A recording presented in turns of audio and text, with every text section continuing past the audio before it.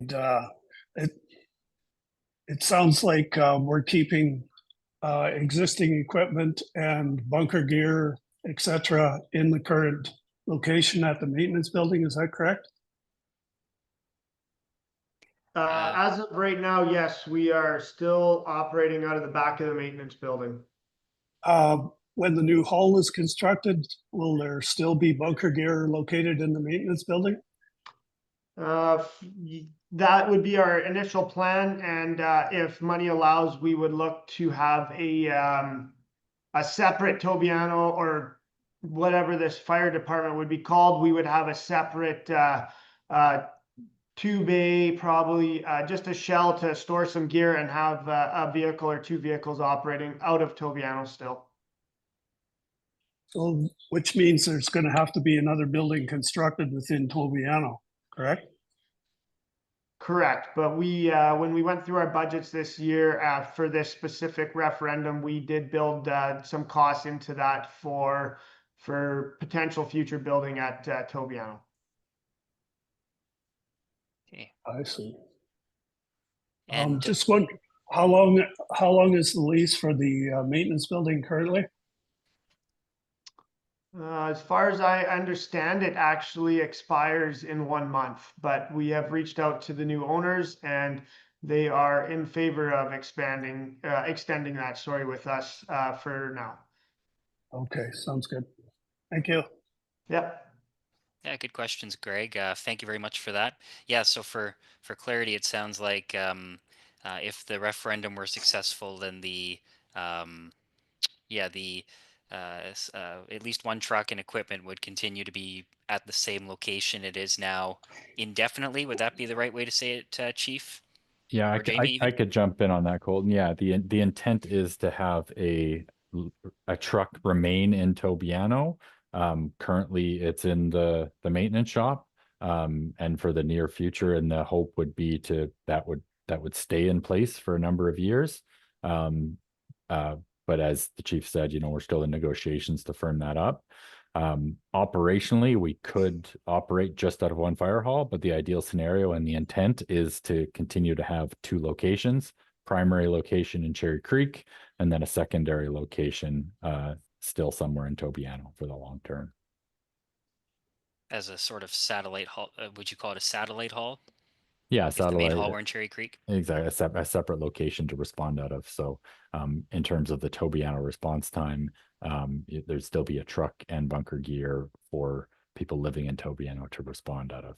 And I would remind you, Jamie, that we have similar arrangement at Loon Lake already. For the secondary hall, which is the smaller one closer to the highway in Loon Lake. Okay, thank you, Jamie and Chief and Mike for your comments.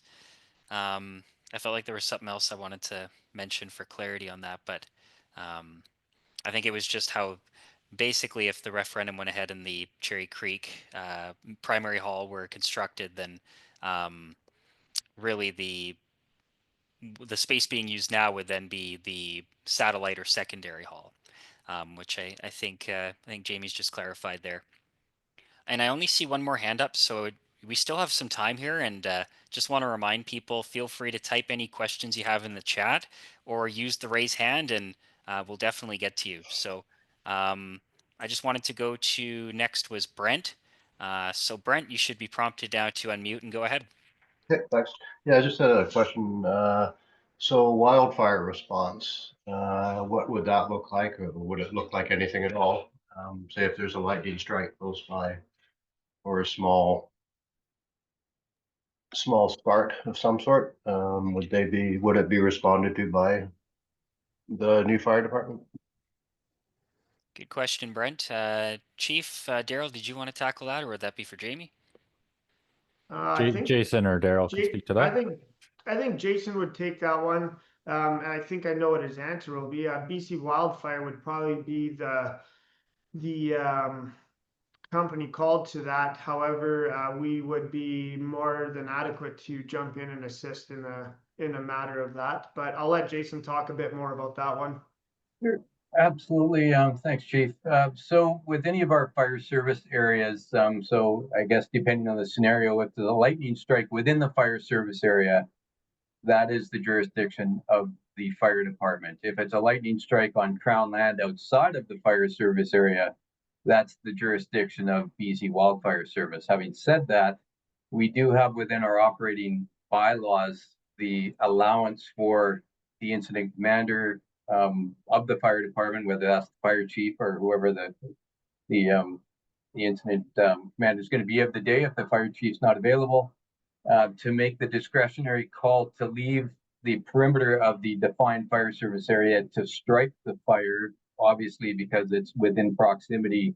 And as was mentioned earlier, wind fans fires and fires can travel extremely quickly and gain momentum. So we want to try to attack the seat of the fire as quickly as possible and strike it so it can't grow to something that's not manageable. So there's a bunch of ways to probably build those scenarios, but the easy answer is yes, the fire department can and will respond to lightning strikes or any other fires, whether they're man-made or Mother Nature made, within the fire service area and within proximity of the fire service area to protect all the residents and structures in the fire service area.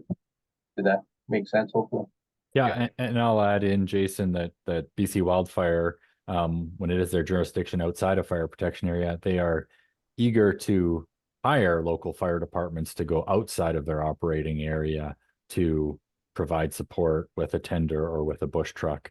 So obviously that's quick response with firefighters who know the local area. But in addition to that, sort of the added benefit is when BC Wildfire hires fire departments to go outside of their service area, they're compensated for that. And we have a number of our TNRD fire departments that do that on a regular basis. And that's actually a significant revenue stream for our fire departments, and all that revenue goes directly back into that fire service to fund future capital and reserve funds for replacing trucks and equipment.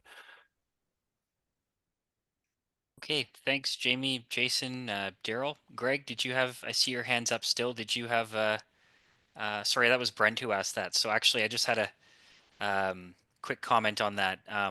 Jamie, as far as you know it, revenue from wildfire service dispatching local fire crews, when you say there's revenue that comes in, so they get paid their wage and there's money that goes to the operation of the fire department from a result of that? Correct. Yeah, there's an agreement rate that's a provincial agreement that BC Wildfire pays for a truck and crew. So there's, in addition to the money being paid for firefighters for their time, there's significant revenue that can be made if there's a number of days on scene that then goes directly back into the fire department budget. Jamie, I wonder if you could comment on the sort of the new phrase landscape fire as opposed to interface fire. I found that interesting, and I think there's a role here that, especially in Cherry Creek, somebody's already mentioned the wind, and I don't know if folks in Tobiano are aware, but there was a grass fire of note several years ago on Rodeo. I wonder if you could comment on that. Sure, I'll start and Jason can maybe jump in as well. So, yeah, it's a good thing to clarify. So a landscape fire would be something like, in someone's private property, someone's burning brush or a spark from welding, etc., starting a field on fire, starting some trees on fire near a house. BC Wildfire will only respond to fires that are threatening to spread onto Crown land. So if there's a landscape fire that happens in March in a cluster of trees near a shop and it's not significantly threatening Crown land, BC Wildfire would not respond to that. Definitely not initially. So those are the type of things that some people may call wildfires because they're not an actual structure, but the response to those would only be from a fire department. If there's not a fire department, there'd be no response.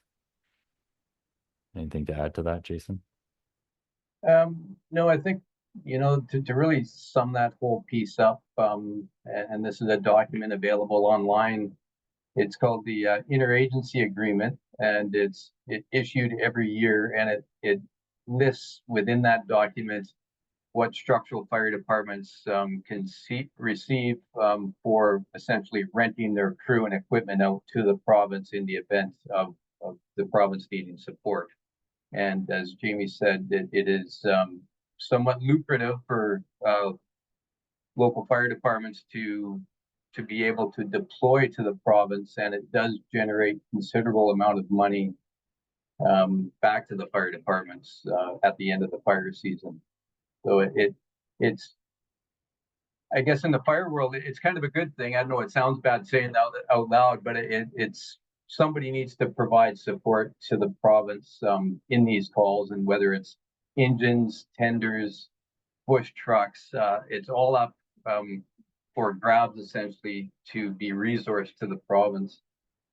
Another piece, when we talk about building apparatus resourcing, if you have a fire department with only one engine, you don't have the opportunity to take advantage of this, because you can't leave your fire area unprotected. So right now, as Tobiano was situated, they couldn't even take advantage of this opportunity like our other fire departments do, because the majority of our fire departments have multiple pieces of equipment. They have 2 engines, some cases 2 tenders, push trucks, SPU trailers. So they're very well equipped to be able to deploy to support the province in the wildfire season at any given time. So that's just another kind of business component to when you strategize on building your fire department apparatus fleet out. It's not from, I guess, a taxpayer's lens. It may be construed as, hey, why do we need all this stuff? But what needs to be recognized is that is there to create revenue opportunities as well, to support the fire service area directly without having to increase taxation.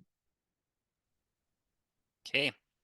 Thank you, Jason. Great input here. It was a great question. And I see Brent's got the hand up again. I'm just going to go to Greg Gordon, who's had the hand up for a while, before we go back there. And again, feel free to, we still have plenty of time, so feel free to put up your hand, ask anything in the chat, and we can get to it. So Greg, you should be able to unmute now and go ahead. Thank you. With all the equipment we're leaving at the maintenance building and the plan to extend the lease, I'm left wondering why Tobiano needs a new fire hall at all. Currently, we have outgrown our one bay that we have there. We are using other garages in Tobiano right now to store additional fire gear, as well as now we have our second truck already, which will be stored in somebody's garage in Tobiano for the time being.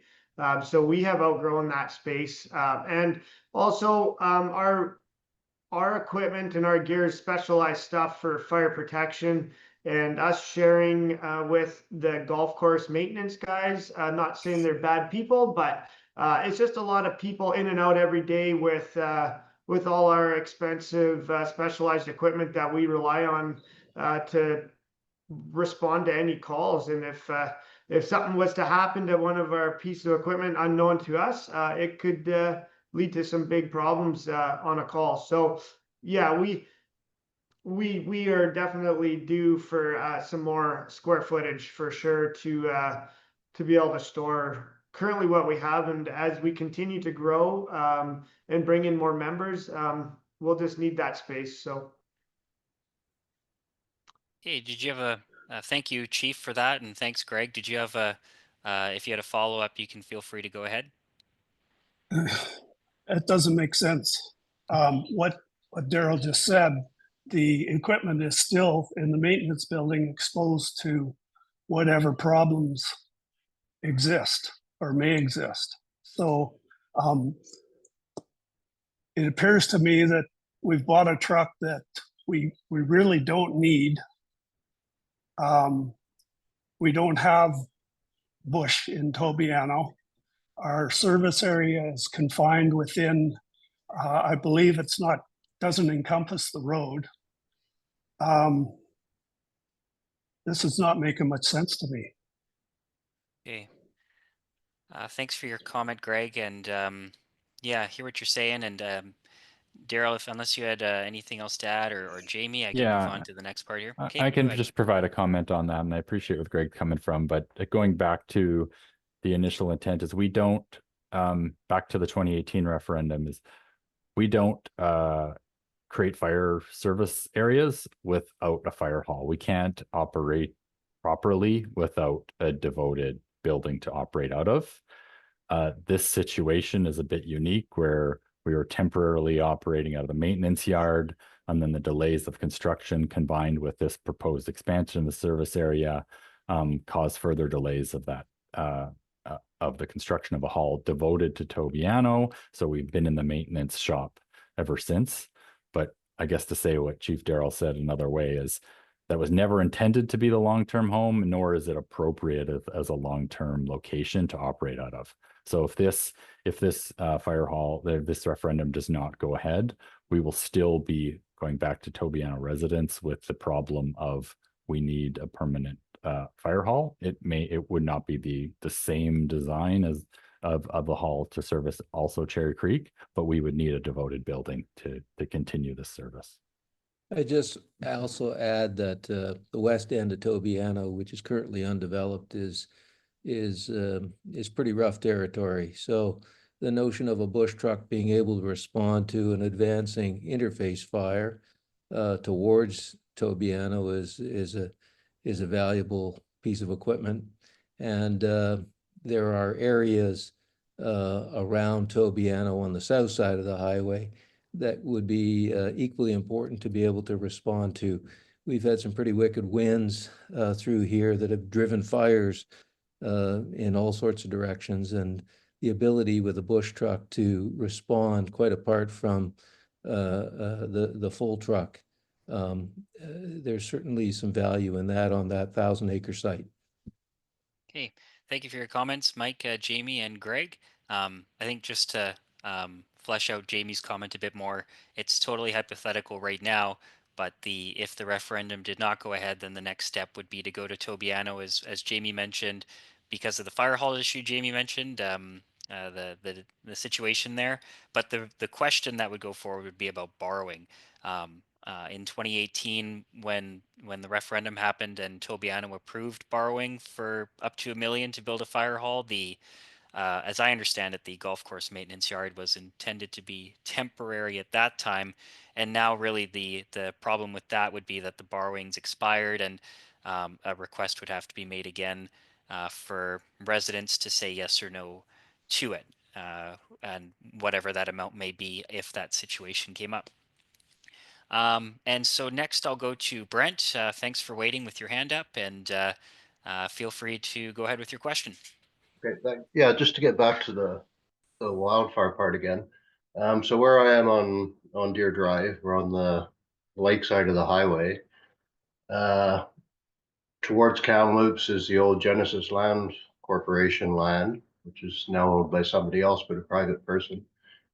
So that's 1,600 acres. And then on the other side of that is Sugarloaf Ranch, which is part of the New Gold area. So none of those are Crown land. You also have the railway, which is pretty notorious for sparking up fires off the breaks. It goes right past Tobiano and Cherry Creek. So any fire within those areas would have to be responded to by the new fire department. Would that be correct? Thanks for the question, Brent. And Jamie, do you know that one?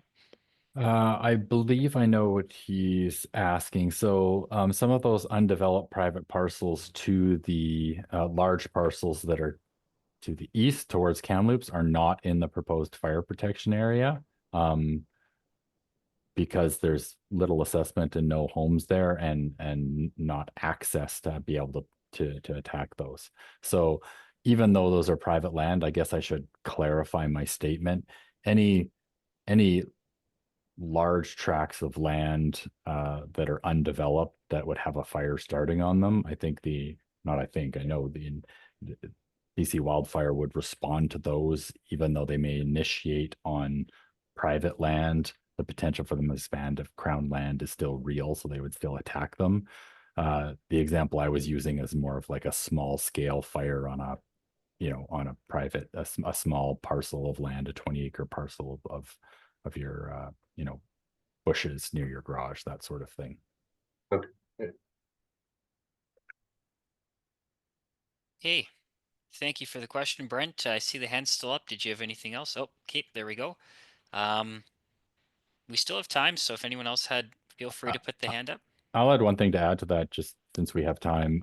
Yeah. One of the reasons we intentionally don't include both Crown land or large tracts of undeveloped land in our service area is back to what Jason spoke about, is that interagency agreement and wildfire dispatching fire departments. So to be blunt, if it's outside in Crown land, we don't want to include in the fire protection area, because then if there was a wildfire there, we can still respond to it, and then the fire department would get paid to respond to that, instead of the taxpayer, essentially the service area taxpayer, having to fund that response.